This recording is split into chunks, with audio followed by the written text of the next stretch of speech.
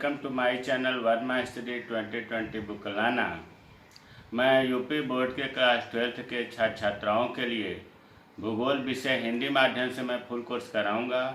यदि आप full course करना चाहते हैं तो मेरे चैनल को सब्सक्राइब कीजिए और बेल आइकन को प्रेस करना ना भूलें, ताकि जो भी वीडियो मैं अपलोड करूं उसका नोटिफिकेशन सबसे पहले आपको मिल सके।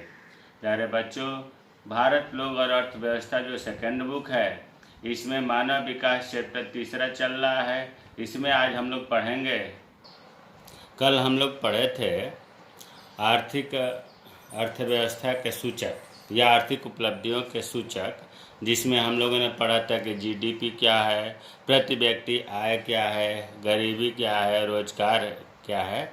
आज हम लोग पढ़ेंगे स्वस्थ जीवन के सूचक। अगर छोटा प्रश्न पूछा जाता है 1 नंबर का कि स्वस्थ जीवन के सूचक कौन कौन से हैं, तो इसमें 4 पॉइंट है: अशोधित मृत्यु दर, अशोधित जन्म दर, कुल प्रजनन दर और जीवन प्रत्याशा। लेकिन अगर 3 नंबर का पूछा जाता है या 4 नंबर का पूछा जाता है तो ये हेडिंग बन जाएंगे और इनके बारे में वर्णन होगा। अब देखिए, स्वस्थ जीवन के सूचक, इसमें पहले पढ़ लेते हैं कि रोग और पीड़ा मुक्त जीवन, मतलब एक प्रकार से कह रहा है आरोग्य जीवन। रोग और पीड़ा कोई भी कष्ट न हो और दीर्घायु होना, आरोग्य जीवन कोई जिए और लंबे समय तक जिए, तो यही तो स्वस्थ जीवन का सूचक है। स्वतंत्रता प्राप्ति के बाद देश के लोगों के स्वास्थ्य सुधार की दिशा में तो बहुत अच्छा कदम उठाए गए और उनमें क्या क्या सफलता मिली उनके बारे में हम पढ़ेंगे। पहला है अशोधित मृत्यु दर। अशोधित मृत्यु दर, पहले तो हम बात करते हैं कि मृत्यु दर क्या है। मृत्यु दर देखिए, इससे पहले भी पढ़ाया गया है कि किसी भी देश में एक वर्ष में प्रति 1000 जनसंख्या में मरने वाले लोगों की संख्या को मृत्यु दर कहते हैं। कि परिभाषा याद करें कि एक वर्ष में किसी देश में प्रति 1000 जनसंख्या में, 1000 की बात हो रही है, प्रति 1000 जनसंख्या में मरने वाले लोगों की संख्या को मृत्यु दर कहते हैं। प्यारे बच्चों, इसमें आप ये कहेंगे कि अशोधित शब्द क्यों लगा है, या इस प्रकार से कहें कि अशोधित मृत्यु दर और मृत्यु दर में क्या अंतर है। तो मृत्यु दर तो हमने बता दिया अभी कि एक वर्ष में प्रति 1000 जनसंख्या में जितने लोग मरते हैं उनको हम कहते हैं मृत्यु दर। अशोधित इसलिए कहा जाता है कि इसमें देखिए, अ का मतलब होता है नहीं, शोधित का मतलब कि शुद्ध नहीं है, क्रूड है ये। इसका मतलब अशोधित लगाने का हमारे समझने का प्रयास करें कि हम क्या कहना चाहते हैं। देखिए, कुल जनसंख्या को हम हर 10 साल पर जनगणना करते हैं, है ना। जैसे 2011 में हुआ, अब 21 में होगा, तो हर 10 साल पर जो है जनगणना करते हैं, जनसंख्या का आकलन करते हैं। जबकि जन्म मतलब मृत्यु का कोई जनगणना नहीं होती है। मृत्यु का स्रोत क्या है? पंजीकरण। भाई, जनसंख्या का स्रोत तो है जनगणना और मृत्यु का स्रोत पंजीकरण है। पंजीकरण कभी गवर्नमेंट विशेष समय में ऐसे डाटा इकट्ठा करवाती है तो पंजीकरण से पता चलता है कि कितने लोगों का इस एक साल में मृत्यु हुआ।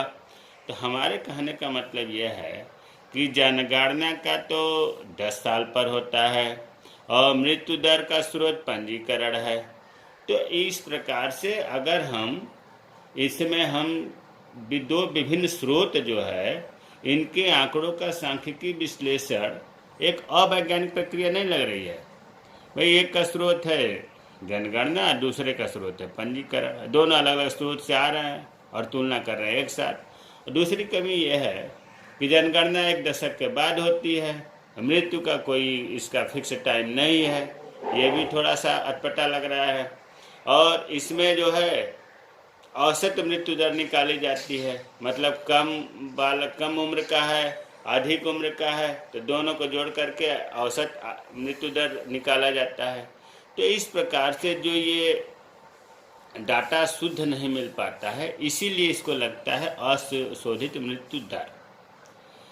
तो अब इसमें हम क्या पढ़ेंगे अब हमें ये पढ़ना है कि जब स्वतंत्रता 1947 में मिली उसके बाद कितना सुधार हुआ, ये हमें पढ़ना है। तो देखिए भारत में मृत्यु दर तेज़ी से कम हुई है। पहले लोग बहुत ज़्यादा मृत्यु होती थी, सुधार हुआ है। 1951 का डाटा देख कर चलिए। 1951 में मृत्यु दर था 25.1, 25.1 1,000 लोगों पर। ये हमेशा मृत्यु दर 1,000 पर होता है। तो 25.1 का मतलब हम मान कर चलें कि 1,000 लोगों में 25 लोगों की मृत्यु हो जाती थी 1951 में। आज ये 2015 का डाटा, इसमें 6.5 रह गया। 1,000 लोगों में 6.5 लोगों की मृत्यु होती है। तो बहुत ही सुधार हुआ है। और ये सुधार होना क्या है? विकास का, मानव विकास का लक्षण है। दूसरा है 1951 में शिशु मृत्यु दर 148 थी प्रति 1000। 148 बच्चों की या 148 शिशु की मृत्यु हो जाती थी 1,000 में 1951 में। अब ये 2015 में इसका आंकड़ा है मात्र 37 1,000 में। कहाँ 148 बच्चे मर जाते थे, अब 37। काफ़ी हमारा सुधार हुआ है शिशु मृत्यु दर में। तीसरा है कि 4 वर्ष से कम आयु के बच्चों की मृत्यु दर भी 1/3 रह गई है। 4 वर्ष से कम आयु के बच्चों की मृत्यु पहले ज़्यादा होती थी, क्योंकि छोटे बच्चे रहते थे, केयर नहीं हो पाता था, चिकित्सा सुविधा उपलब्ध नहीं थी। अब ये 1/3 रह गया। तो प्यारे बच्चों, अशोधित मृत्यु दर में हम यही बात लिखेंगे कि पुराने आंकड़े क्या हैं, अब क्या आंकड़े हैं और सुधार हुआ। अब दूसरा है अशोधित जन्म दर। अब पहले हम आते हैं कि जन्म दर क्या है।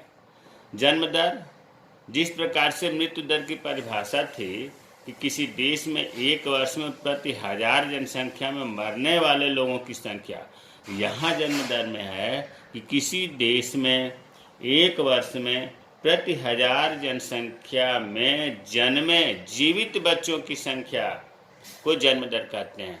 जन्म दर की परिभाषा फिर सुनिए कि किसी देश में प्रति 1000 जनसंख्या में जन्मे जीवित बच्चों की संख्या जन्म दर कहलाती है। अब प्रश्न उठता है कि अशोधित शब्द क्यों लगा है?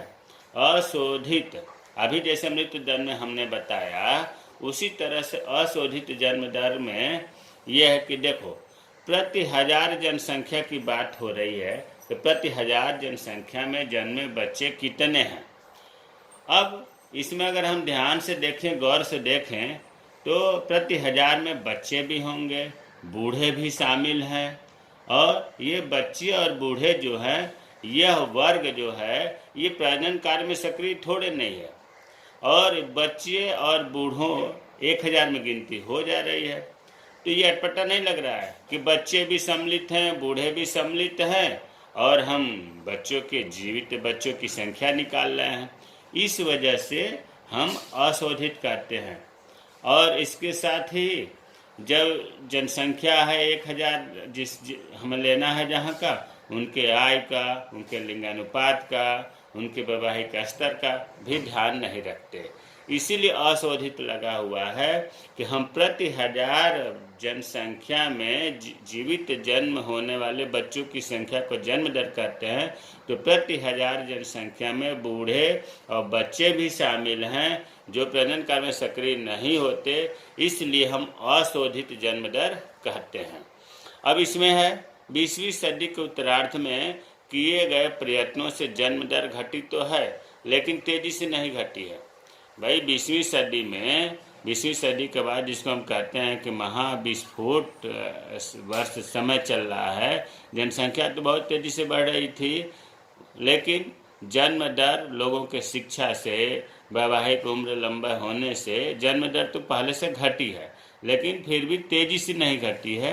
1951 में जन्म दर 40.8, 0.2 और हो जाता तो 41 हो जाता, मतलब लगभग 41 जन्म बच्चों का होता था 1000 में, जबकि 2011 का आंकड़ा है ठीक उसका 20 पॉइंट कम, आधा हो गया, 20.8 रह गया। ऐसे भी हम कह सकते हैं कि 1951 में 1000 जनसंख्या में 40.8 बच्चे जन्म लेते थे। 2011 में 20.8 हो गया, 20 पॉइंट कम हो गया, 20 आंकड़े कम हो गए। जन्म दर का कम होना भी मानव विकास का सूचक है। हमें उम्मीद है कि अशोधित मृत्यु दर और अशोधित जन्म दर समझ में आ गया होगा। अब आते हैं कुल प्रजनन दर। कुल प्रजनन दर, इस अवधि में कुल प्रजनन दर भी घटी है। पहले अगर आप देखें पूर्वजों के, तो उनकी बहुत ज़्यादा संतानें थीं। अब क्या है, अब इतनी संतानें नहीं हो रही हैं। अब तो कहा भी जा रहा है कि हम दो हमारे दो। तो वही चीज़ है कि 1951 में आंकड़ा दिया गया है कि 1951 में बच्चे पैदा करने की संख्या 6 बच्चे प्रति स्त्री थी। औसत निकाला गया है कि 1951 में एक स्त्री के पास 6 बच्चे रहते थे, जबकि 2011 में यह घट करके 2.9, ठीक आधा कह लीजिए 3 हो गया, प्रति स्त्री रह गई। तो कुल प्रजनन दर में भी कमी आई है। अब अगला है चौथा, जीवन प्रत्याशा। जीवन प्रत्याशा का मतलब जीवन कितने लोग औसत जी रहे हैं। पहले लोग जल्दी मृत्यु हो जाती थी, अब काफ़ी लंबे समय तक जीवित रह रहे हैं। वही आंकड़ा दिया गया है। लोगों की आयु में उल्लेखनीय वृद्धि हुई है। 1951 में पुरुष जीवन प्रत्याशा, पुरुष जो है 1951 में लगभग 37 वर्ष जीते थे, औसत है ये।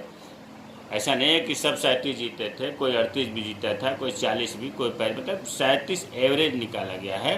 1951 में पुरुष जीवन प्रत्याशा, पुरुष जीवित रहते थे 37 वर्ष, जो 2011 में ये हो गया 62.6 वर्ष।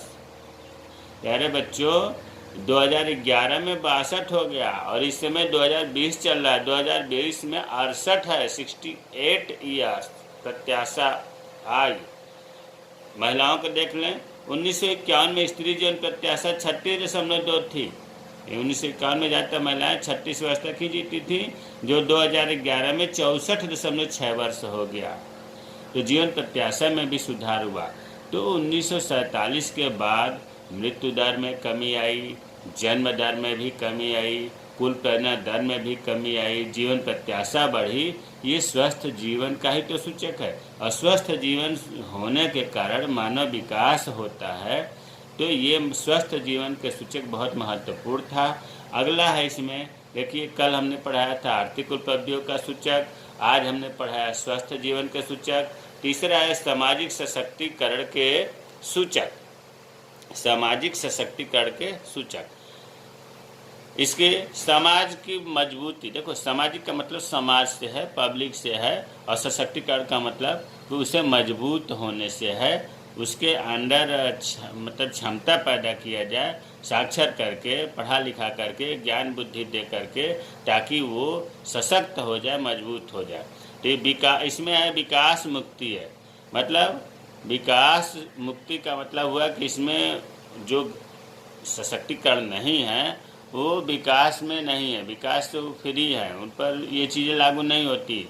जैसे भूख, गरीबी, दास्ता, बंधुआकरण, अज्ञानता, निरक्षरता और अन्य किसी भी प्रकार की प्रबलता से मुक्ति मानव विकास की कुंजी है। बहुत से ऐसे लोग हैं जो भूखों से मरते हैं, गरीबी के कारण मरते हैं, दूसरे के यहाँ दास्ता का काम करते हैं, बंधुआकरण रहते हैं, ज्ञानता, पढ़े लिखे नहीं हैं, निरक्षर हैं। ऐसे लोगों की कमजोरी क्या है? मानव विकास की कुंजी है, मतलब मानव विकास से वो मुक्ति है। उन्हें नहीं पता कि मानव विकास क्या होता है। वास्तविक अर्थ में मुक्ति तभी संभव है जब लोग समाज में अपने सामर्थ्यों विकल्पों के प्रयोग के लिए सशक्त हों। भाई विकास तो हम तभी मानेंगे ना जब समाज में ऐसे लोग अपने सामर्थ्य से विकल्पों के प्रयोग में, मतलब किसी रोजी रोटी में पाने के लिए वो सशक्त हों, मजबूत हों और प्रतिभाग करें। तो ये तभी तो संभव है। विकल्पों का प्रयोग या सशक्त तभी होंगे या प्रतिभाग तभी करेंगे जब वो साक्षर होंगे, पढ़े लिखे होंगे। कुछ आंकड़ा दिया गया है कि 2011 के अनुसार भारत में कुल साक्षरता 74% थी। 2011 का आंकड़ा है। जबकि स्त्री साक्षरता 65.46 थी। देखो स्त्री साक्षरता कितना कम हो गया।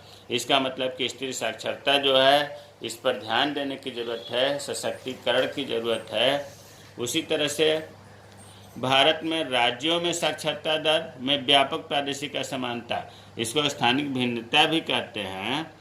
राज्य जितने हैं इनमें भी साक्षरता दर में बहुत असमानता है, कहीं पर ज़्यादा कहीं पर कम। जैसे बिहार में जो है 63.8, सबसे कम बिहार में साक्षरता है। 100 में मात्र 64% से मान लें तो 64 लोग ही पढ़े लिखे हैं। और जबकि उसी जगह देखो केरल में 93.9 अर्थात 94%, 94% केरल में। मिजोरम में 91.58%। तो प्रदेश में भी साक्षरता दर में बहुत ही डिफरेंस है। इसी जगह बिहार में इतना कम और इसी जगह केरल में इतना अधिक, मिजोरम में इतना अधिक। इसी को कहते हैं प्रादेशिक असमानता या स्थानिक भिन्नता।